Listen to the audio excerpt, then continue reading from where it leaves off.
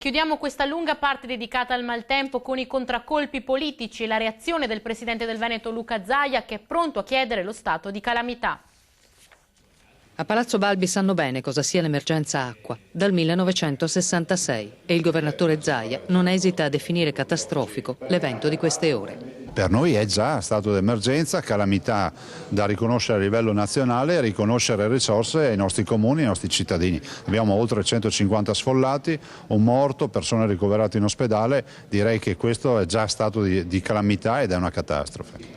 Difficile fare ora una stima dei danni agli effetti più visibili della bomba d'acqua che si è abbattuta sul Veneto, risparmiando per ora solo il Polesine. Vanno aggiunti quelli lungo il litorale e all'agricoltura. Io dico che comunque partiamo dal $500 miliardi in su.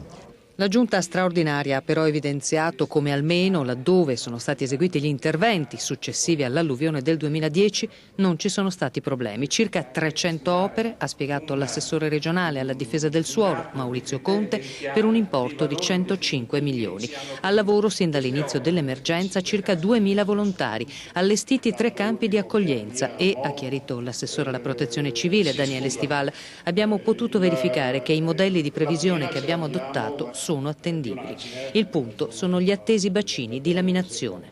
Abbiamo le 5 casse di espansione che sono ormai in appalto, in dirittura d'arrivo, il che significa che in un paio d'anni si dovrebbero avere. E abbiamo fatto le corse perché con la burocrazia che c'è in Italia sarebbe impossibile. Per il 2015 quindi dovrebbero essere pronti. Non ci sono dubbi sulla loro efficacia, come nel Trevigiano. E sicuramente la cassa di Fonte in provincia di Riese, anzi in provincia di Treviso, che è stata riempita per 2/3 e ha consentito di non allagare Castelfranco e probabilmente anche Loreggia e Campo San Piero.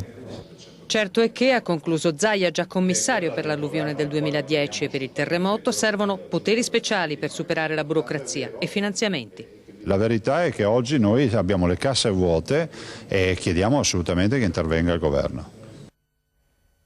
I medici di base sono ai ferri corti con la regione, loro sarebbero